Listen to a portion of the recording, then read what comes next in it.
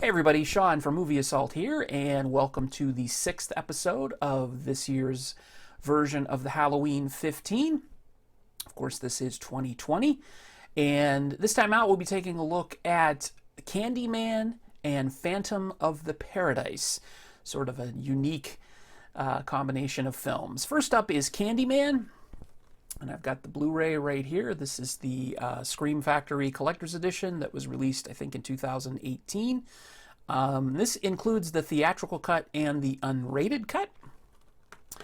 Candyman is a film that has always been recommended to me, and I've never gotten around to watching it. So, believe it or not, my recent viewing was the first time I've seen this film, which is considered a classic by a lot of people. And I'll cut right to the chase. I totally get it now. This was a hell of a fun film. I loved it. Candyman, and I'll try to keep the plot summary brief, but Candyman centers around these two women, Helen and Bernadette, played by Virginia Madsen and Casey Lemons. And they are grad students at an Illinois university near Chicago, and they're doing research into urban legends. And Helen comes across this legend of the Candyman, who is a ghost that will appear if you say his name 5 times while looking into a mirror. And he is this imposing figure with a hook for a hand that will essentially murder you if you summon him. So that sounds like a perfectly credible urban legend.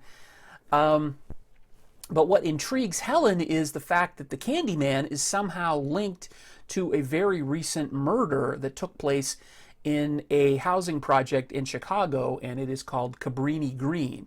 So her and Bernadette, they go down to investigate and kind of interview some people, and while taking pictures of some graffiti, this sort of strange feeling comes over Helen. There's sort of a weird mental connection there.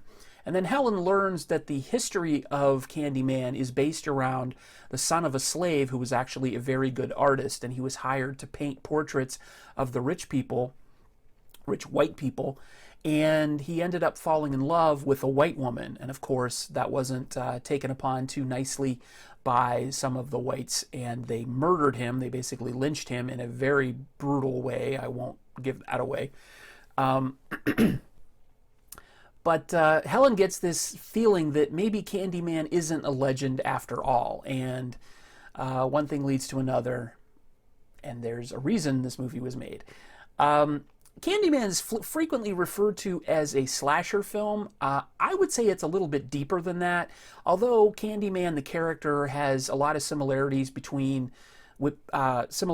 with characters like Jason Voorhees or Freddy Krueger, in that they're sort of supernatural in some way, and they both have their preferred weapon of choice. Freddy, of course, with his blades and his glove, and Jason with his machete, and Candyman with his hooked hand.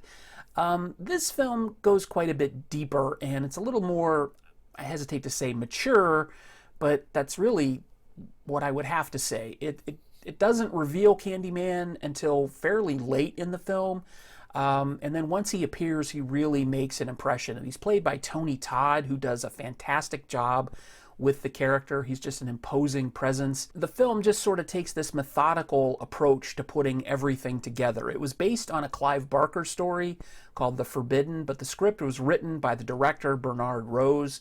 And he's sort of changed up a few things from the Clive Barker original story. Virginia Madsen as Helen is also really good, because she really sells the sort of the way that Candyman, the whole legend of Candyman, kind of gets under her skin and affects her mental state, and she's really, really good. I know that sounds really vague. Really, she's really, really, really, really good. But she is. She gives a very effective performance. It's a nuanced performance, and she is the equal of Tony Todd in this film. He's, by all means, the reason to see this film. But don't sleep on Virginia Madsen in this, because she's actually really good. But what I enjoyed about it most is that everything sort of clicks. All of the elements come together and really make this a fun film. It's creepy. but it also appealed to my old school horror sensibilities. So it sort of sets up the classic horror, but it does have some jump scares. Um, and some of those jump scares are not just cheap, they're real shocks that'll actually kind of give you the goosebumps. It's an excellent film. I can't recommend this highly enough. It there's a lot of psychological elements to it. It's got the slasher elements. It's got gore. It's got an interesting mystery, and it's really a lot of fun. I can't say enough good things about Candyman. So Candyman is getting a 4.5 out of 5. Next up is Phantom of the Paradise, and I have that on Blu-ray here as well, also from Scream Factory in a collector's edition. And this is the reversed version of the artwork. And this is a film that I've heard about also for a long time and never got around to watching. I had no idea what to expect from this. I had heard people referencing it as a horror film. I saw that it was directed by Brian De Palma, and Brian De Palma has directed such things as Body Double and Carrie. So I was really expecting sort of an intense, I don't want to say Phantom of the Opera ripoff, but just basically what I had heard from the story, that's kind of what I thought it was going to be. I had no idea that it was a musical and a comedy, as well as a horror film and kind of a fantasy film. And I was pleasantly surprised with this. I just had a hell of a good time. This is a movie that I think benefited, at least for me, with my ignorance of not knowing what it was when I sat down to watch it. Caught me completely off guard. It begins with all things with narration by Rod Serling, and then it launches into this history of this music producer Swan, who is played by Paul Williams. And Paul Williams' character is responsible for all of these different music crazes over the years. Swan is about to open this theater called the Paradise, and he's looking for a musical production to open it, basically to christen it. And he comes across this singer and composer named Winslow Leach, who is played by William Finley, and he's sort of this timid, shy guy. But he's adapted Faust into a musical, and Swan immediately kind of seduces the material out of Leach without giving him credit for it. Now, Swan promises that he's going to contact Leach later on so they can work together, but a month goes by and Leach never hears from him. So Winslow Leach goes to Swan's mansion, which is called the Swanage, and tries to make contact with Swan to find out what the hell's going on. And what he finds is that Swan is already auditioning singers for the production of this musical version of Faust. And so he's kind of taken aback. But Swan's people have him thrown out, he's framed, and he's thrown in prison. I need to backtrack 1 second. While he's at the Swanage, he does make contact with a singer named Phoenix, who's played by Jessica Harper, who you may know from Suspiria. She was actually cast in Suspiria because of her performance in this film. But Leach and her kind of hit it off, and Leach decides that he wants Phoenix to be the only one to sing this material. Swan, of course, has other plans. So anyway, Swan ends up throwing him in prison through a series of nasty accidents. Leach is disfigured. He has all his teeth pulled out, but he goes to the Paradise, he raids the wardrobe department, and he becomes the Phantom of the Paradise, and he wears this sort of modified motorcycle helmet, which you can maybe see here. At least that's what I think it is. So he wears this mask to sort of hide his disfigured face, and he wages a personal war against Swan over this production, and he tries to disrupt it. Now, that may not sound like it's a super lighthearted film, but it is. The musical numbers are absolutely zany and campy.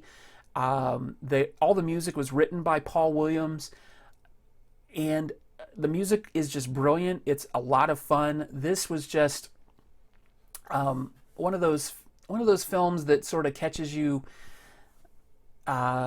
If you're in the right mood for it, it's just going to get under your skin, and it just made me incredibly happy.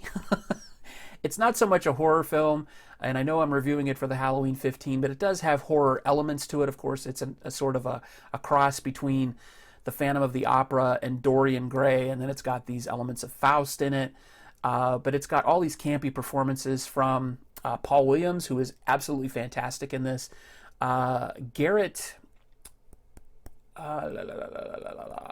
Garrett Graham plays Beef, who is the male lead in the production of Faust, and he is just absolutely hilarious. Jessica Harper gives a great performance. Winslow Leach is not Winslow Leach. William Finley playing Winslow Leach is excellent. Everybody is great, uniformly excellent. But this is definitely the type of movie that would be perfect for like midnight movie status. And this is a film that I hesitate to compare to Rocky Horror Picture Show, but I kind of have to because it's sort of got that same feel to it, this sort of campy, sing-along feel to it. And honestly, I enjoyed Phantom of the Paradise a hell of a lot more than Rocky Horror Picture Show. I know that may be blasphemy to some people, but I just thought this was an excellent, excellent film. Brian De Palma's direction is just absolutely fantastic. He does his usual split screen technique and a lot of Hitchcock type influence stuff in it. It's just a load of fun, totally zany, totally campy, and while it's not scary at all, it is a good time. So I don't know, I can't recommend it highly enough either. I'm giving it a 4.5 out of 5. Well worth repeated viewings. And that's one thing I did also want to say is that there are so many details on the screen at any given time in this film that it basically requires you to watch it multiple times just to notice things going on in the background, or posters that are hanging in the background, or references in the headlines when they show newspaper clippings in the film. Just absolutely begs to be watched more than once. And I think if I watch it again, I'll like it even more than I did the first time. And I loved it the first time. So there you go. That's my review of Phantom of the Paradise. And of course, you also heard my review of Candyman. Two great films that I highly recommend. Two of the best films that I've seen so far this Halloween of 2020. So as always, feel free to rate by clicking the thumbs up. Subscribe if you haven't done so already, and click the notification bell to get notified when I make a new video, which will be soon. Thanks again for watching, everybody. Take it easy.